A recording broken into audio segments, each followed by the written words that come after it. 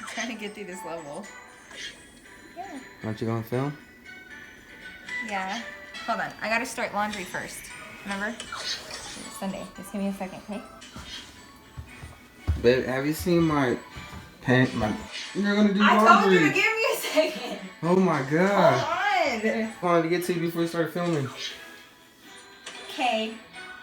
I'm gonna film, I promise. That's what you always say. Oh, she's working. Babe. Yeah. Hey, what did you want to eat? Huh? What did you want to eat? I don't know why. What are you doing? That's working. Babe, working! Oh okay, my god. Like I'm in the middle of this and I'm about to give me a bunch of diamonds, okay? I'm already in here. I'm about to tell my story. Okay. The camera's right here. I just need to get through this one level. Look, I got this bomb right here waiting. All right. Kill the slug. Fine. Oh, okay? Sorry. All right. It's time for story time. Everybody ready for story time? Because I just lost my level.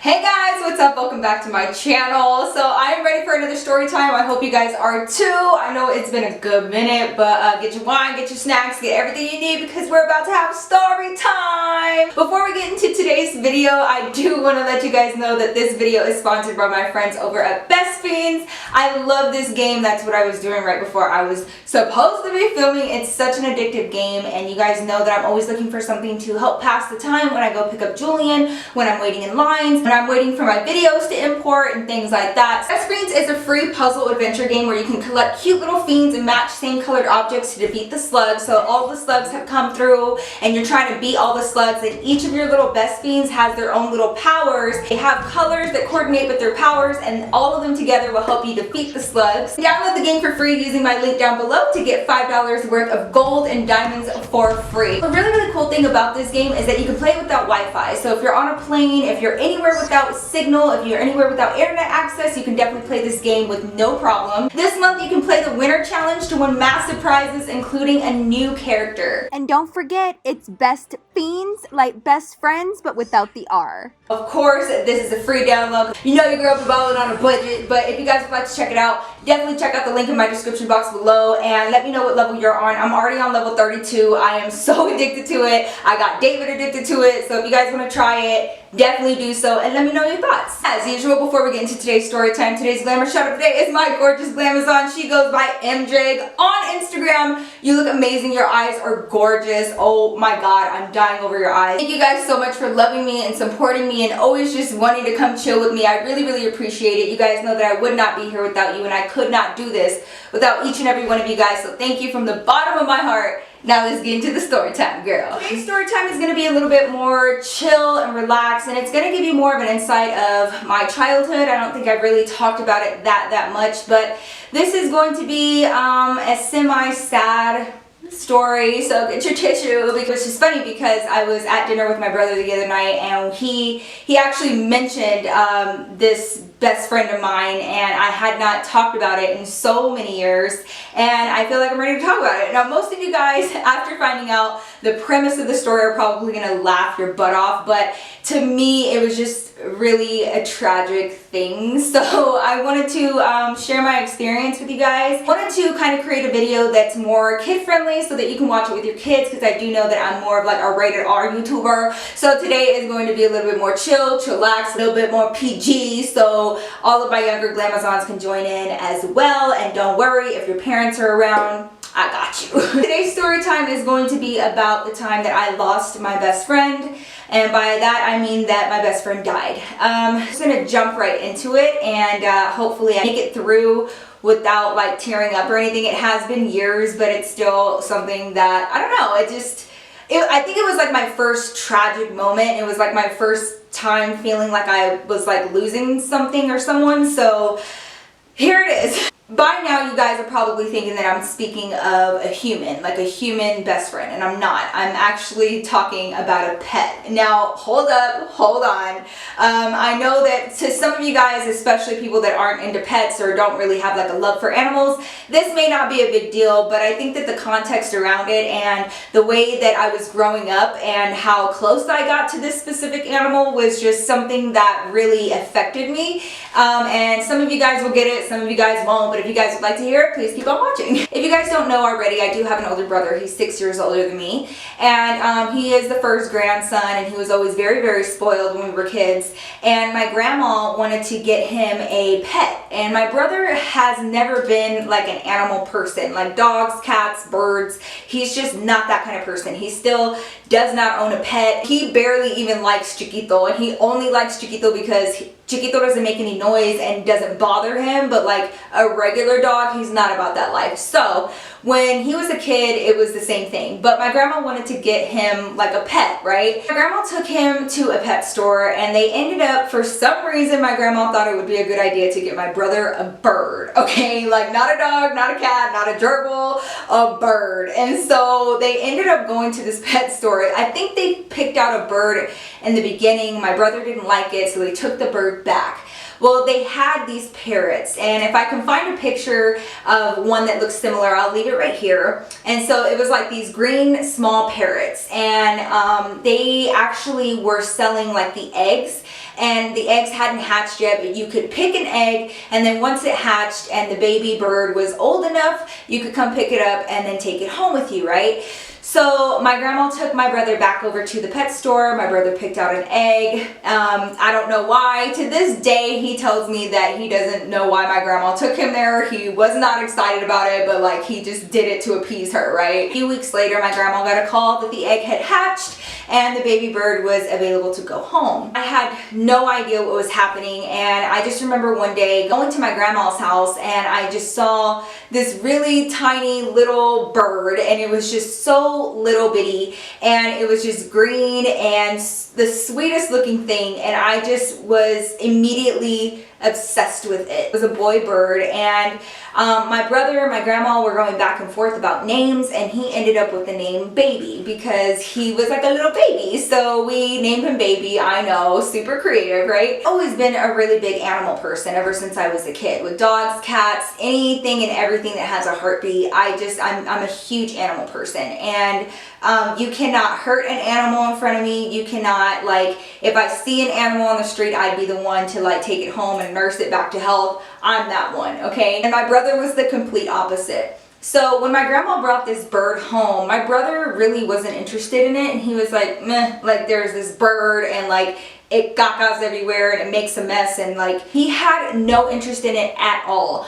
And I did. The minute that I met this bird, I just thought that it was the most extravagant, interesting thing in the entire world, right? My aunt used to come over, and my aunt was actually teaching the bird, because it was a parrot. The bird learned how to talk in a way, so like it would make noises that would resemble words. So my aunt actually taught it how to say its ABCs. This bird was so smart, you guys. Like he really did have like a soul. Like this bird, you can't tell me no different. He just was like a little person, and I think that's why I fell in love with him so much. Started teaching him really, really little how to repeat certain phrases and repeat sound, and he was picking up on it really, really fast. Before we knew it, he knew his alphabet, he knew numbers. Anytime the doorbell would ring, he would like mimic the doorbell ringing, and then he would say hello, hello, and then anytime the phone would ring, he would do the same thing, hello, hello. And so his vocabulary and the things that he was understanding was just growing exponentially every day. So fast forward, I would say probably like 2 to 3 years. By this point, the bird Baby was mine, because I was the one taking care of him, bathing him, cleaning out his bird cage, feeding him, and teaching him and spending a lot of time with him. By this point, my brother like legitimately had no like care in the world for this bird, so I took him as my own. It was no longer my brother's bird, it was my bird. As most of you guys know, and if you don't know, it's very, very hard for a lot of people to think this about me, but I was an introvert as a child. I was extremely shy for a lot of different reasons, most of which was I was an awkward kid. I liked reading a lot, and I had like a speech impediment, and so I didn't like speaking in front of people because I would get made fun of, and I moved a lot, so I didn't really make like lifelong friends, and I was just awkward, you guys. Like I was just a socially awkward kid. It was very weird, and it was just a very hard childhood. Like I could not seem to, my social skills were not up to par with my friends around me. I didn't really like having long conversations with people. I was just very socially awkward and to myself. And it got to the point where I just didn't want to talk to anybody. I felt like anybody that heard me speak, because of my speech impediment, if you guys don't know, let me tell you, okay? So when I was little, I had like a lisp and I couldn't say my S's right? Okay. So I would get made fun of. Of course, kids are like little devils and they'll make fun of you over your biggest weakness. So I didn't like speaking out loud because that was a weakness of mine. And of course, it was not going to be overlooked and somebody somewhere was going to make fun of me about it, right? Me being an elementary school kid, I was very sensitive, very emotional, and I just preferred not to even go there, not to even open my mouth. I'm not going to talk to anybody because I'm different and I'm weird and there's something wrong with me. Baby ended up becoming my best friend. He was the only person that I talked to. It was kind of like that movie, if you guys have ever seen it, it's called Polly, and that was my favorite movie. You guys, this bird looked just like the bird off of Polly, and that little girl, because she had a speech impediment, that was me, okay? Like, that was me. I told this bird all of my deepest, darkest secrets. I would talk to him for hours and hours. I would take his cage outside and he would literally sit on top of his cage, and I would sit on a tree and read my book and he would be right next to me. He would eat meals with me. My grandma had like these really high back dining room chairs, and they had like these really thin iron lines pretty much that go from like the top of the chair to the bottom of the chair. Baby would get out of his cage. He was so smart. He would get out of his cage, find me at the table, and literally use those little iron lines, and he would like climb all the way up the chair, and the next thing you know, you would just look over and the bird would be right here on the top of the chair, and I would just be sitting there eating and feeding him whatever it was that I was eating, right? I was the weird bird kid, okay? Like, I just had, my best friend was a parrot. And around this time, I was already about 7 years old, and baby was still my best friend. And he was able to almost like talk back to me. Like, if I asked him a question, he could say yes or no. He could like make noises that would mimic certain words, and he would use those noises in the right context. It was very, very weird. Now, baby only had a love for me and for my aunt. He wasn't even that nice to my grandma. And he could not stand my brother, and he could not stand my mother, okay? His cage was in the dining room, so it was like in a common area. So anytime the adults would like come over, they would send all of us kids outside, y'all go play, we're gonna have adult talk, right? Well, little did they know, baby is sitting there in his cage listening to the entire thing, and this bird was so freaking smart, okay? He's a parrot. So he would repeat things that he would hear, and one of those things was the B word, okay? One day came around and I was eating breakfast at my grandma's table, and my mom had come in through the front door and she was like getting me ready for school or whatever, and I was sitting there eating, and baby of course was like right here, like right by my shoulder on top of the chair.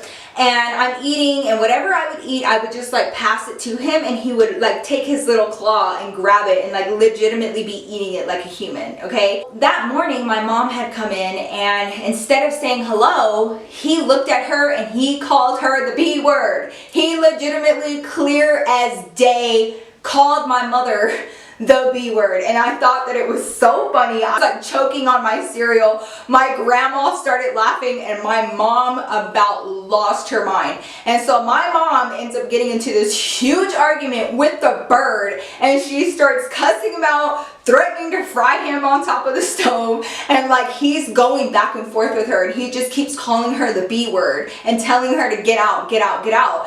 And I wish that I could like mimic the way that he would make these sounds that would sound so much like the words that he was using in the right context. I swear this bird knew exactly what the hell he was saying. And that way my bird was kind of mean. Basically, baby was only fond of me and my aunt. My aunt was the one that was like teaching him his alphabet and his numbers, and she spent a lot of time with him as well. But everybody else, he wasn't about that life. If you tried to touch him, if you tried to pick him up, he would bite you, and really, really hard. And so that was another reason why my brother didn't like him. Like, my brother would try to pet him and he would bite him.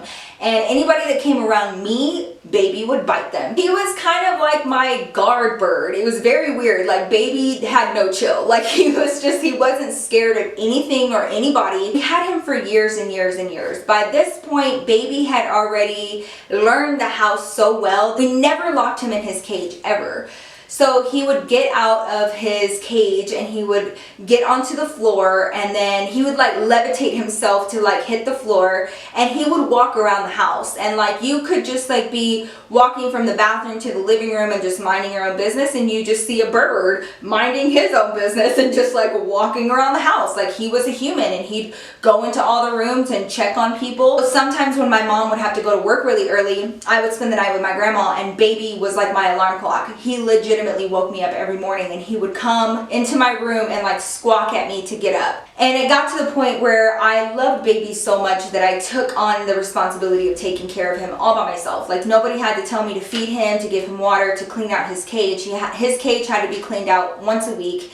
And like, that means taking his entire cage outside and like emptying it out, water hose, like soap and everything. It was like a whole ordeal, okay? Nobody else wanted to do it.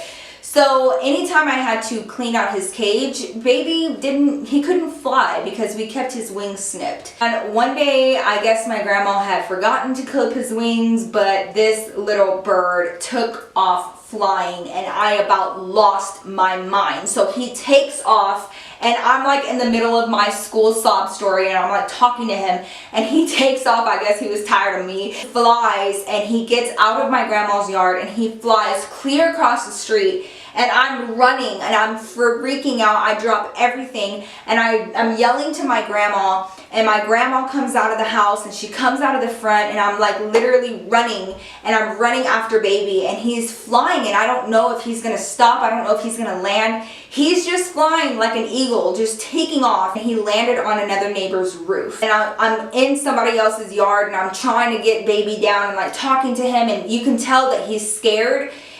There's like this thing that parrots do, like when they're frightened, their tongue will keep like, it'll keep like jumping to the roof of their mouth, and like it won't stop because they're scared and their heart's beating so fast. And so he was doing that, and I guess because he had never flown before, my uncle had to come out and meet me across the street. He had to put me on his shoulders, like feet on his shoulders, and lift me up. The neighbors come out. They're all confused, and I'm like, I'm so sorry. My parrot is on top of your roof, my best friend. And so it was like this whole ordeal, right? So I finally get Baby down off of the roof. It's like the only time that I ever had like experienced me like freaking out over me possibly losing Baby. And I really quickly realized how attached I was to him and how much it would affect me if anything were to happen to him. And it just really scared me, and it really like made me even more protective of him. I don't think I've ever talked about my cousins before, but I had two little cousins at the time. Now it's three, but at the time it was only two. And their names are Laren and Lacey, and they were my little cousins, and they would come over every once in a while. They lived out of state for most of my childhood, but they would come over for like holidays, and then there was a point in time when they lived in Texas for a little bit, and they would come over to my grandma's house, right?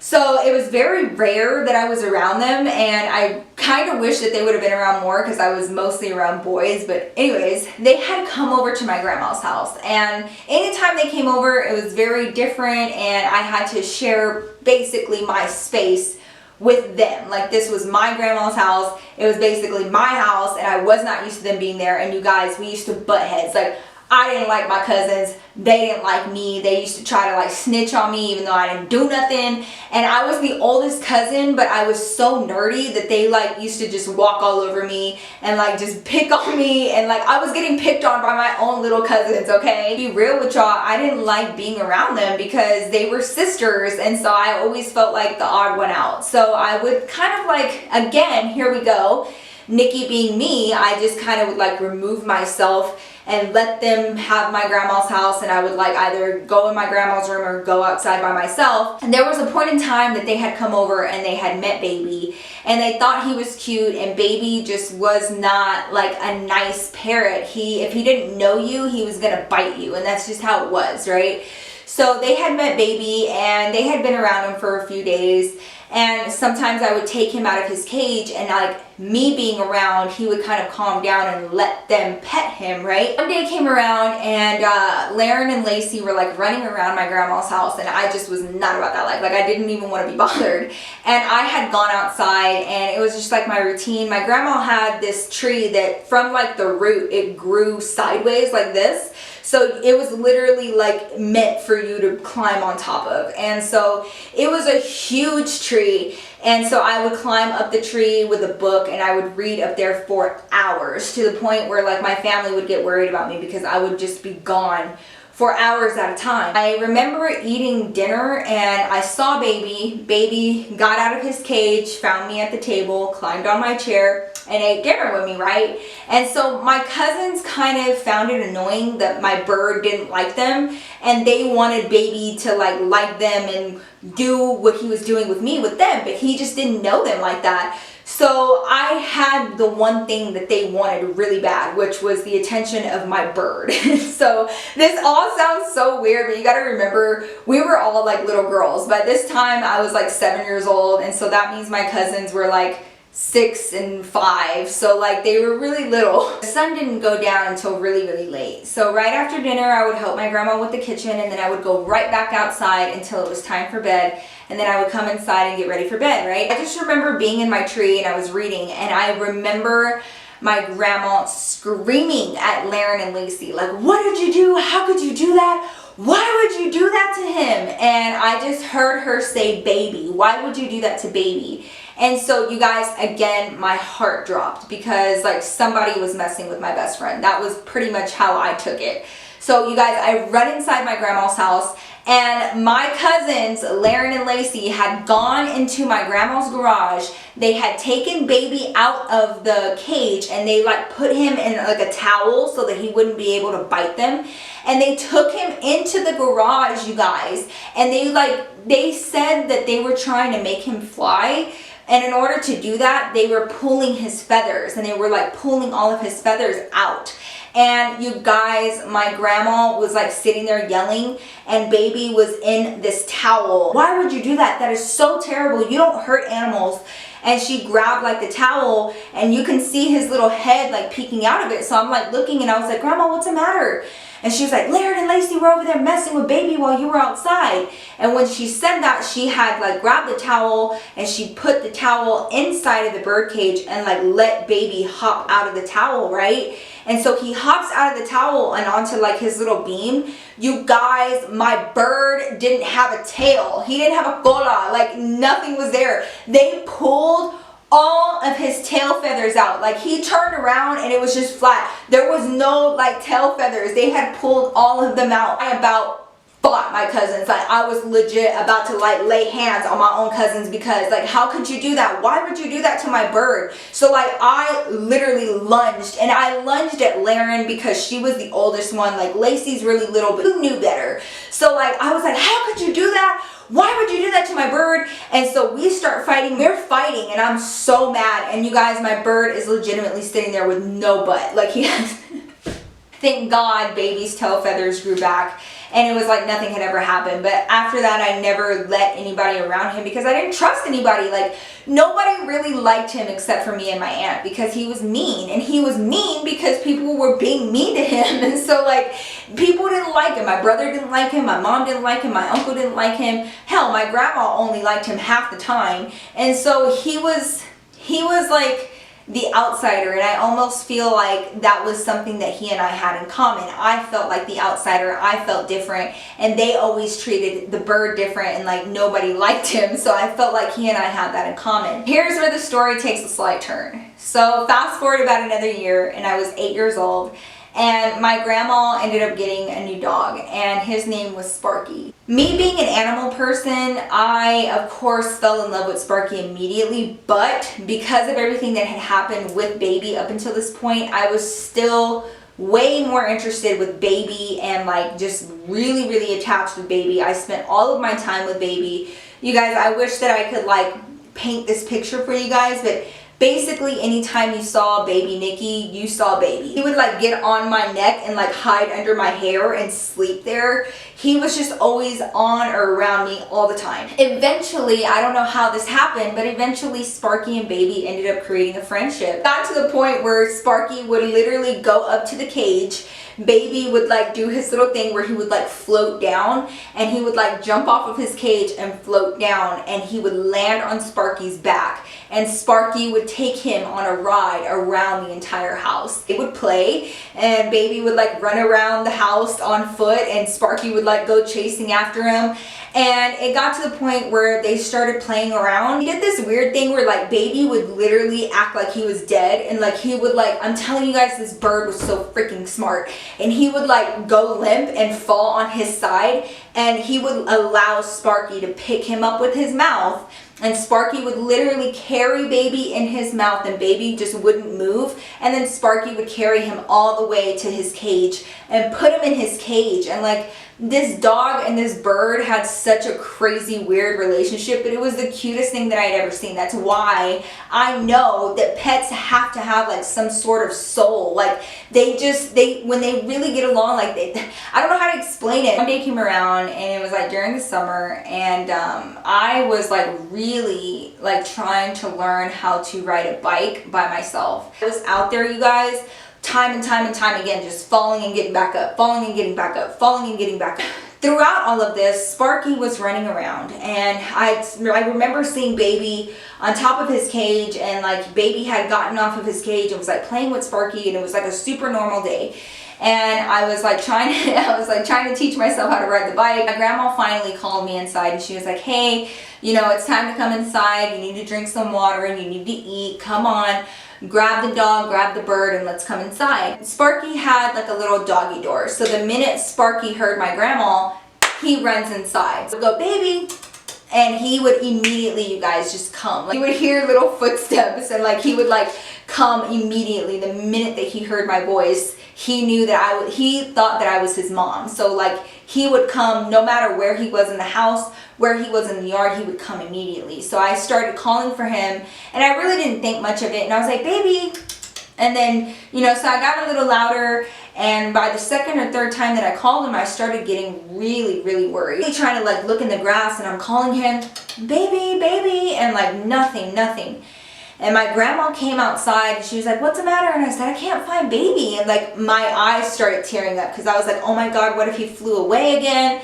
And my grandma was like, no, there's no way he could have. I just clipped his wings like a few days ago. She was like, he's here somewhere, don't worry. So my grandma went one direction, and I went the other.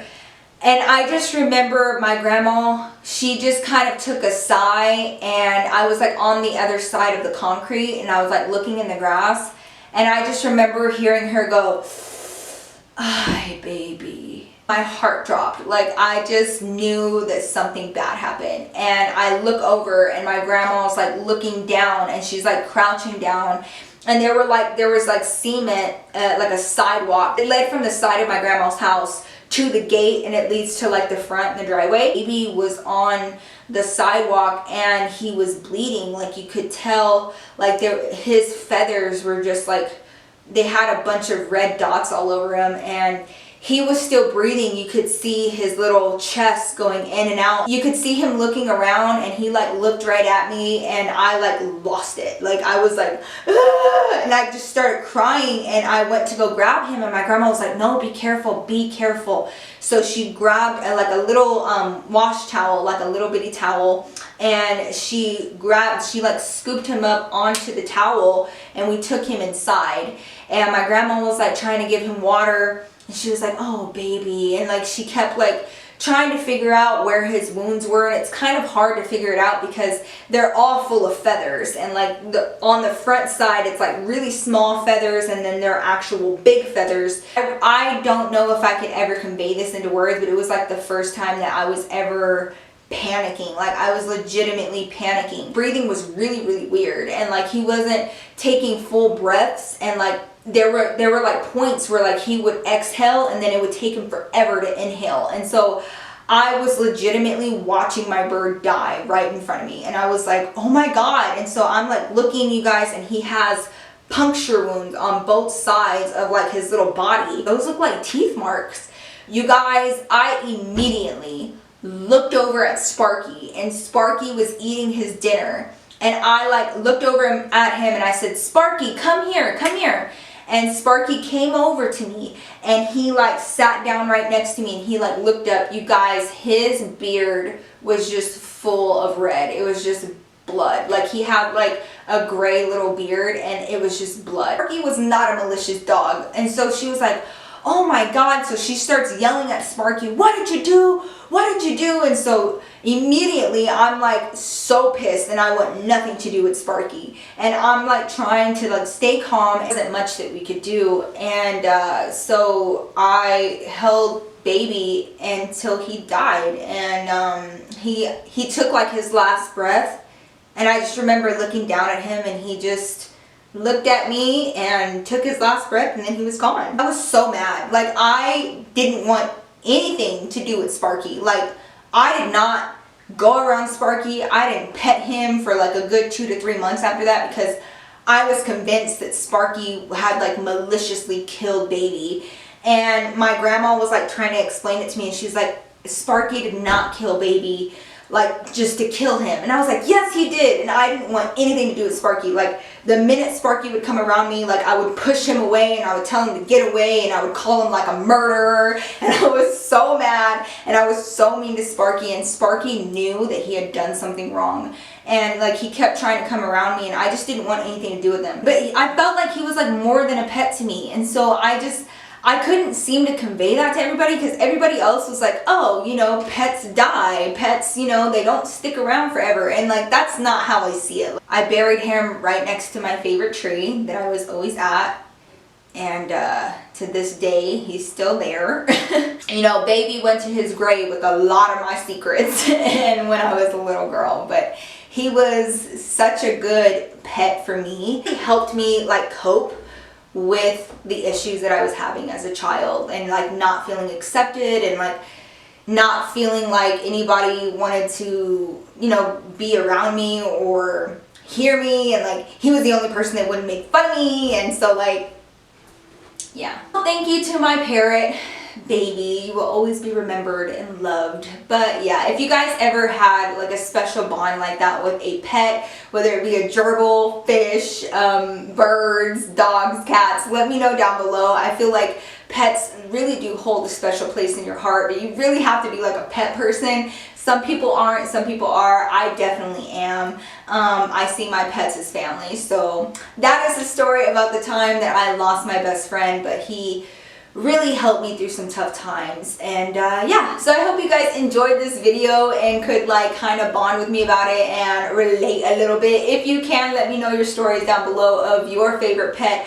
how they helped you. Anyways, that is the story about the time that I lost my best friend, and he will forever be missed. But if you guys enjoyed this video, please don't forget to give me a huge thumbs up to let me know. Also, if you're not a part of my Glamour family, I would love to have you. Don't forget to hit that huge subscribe button to be subscribed and to be notified of each time I upload a new video here on my channel. Thank you guys so much for coming to chill with me for this PG-13 type of video. I hope you guys enjoyed it. Something a little bit more laid back and chill, and kind of gives you a little bit more insight of me as a child and what things were like. I love you guys, and I will see you guys very, very soon in my next video. And don't forget, if you get bored and you need a pastime, don't forget to check out Best Fiends and check out the link down below. You can download it for free and you can play it without Wi-Fi. Super importante. Thank you guys so much. I love you, and I will see you guys in my next video.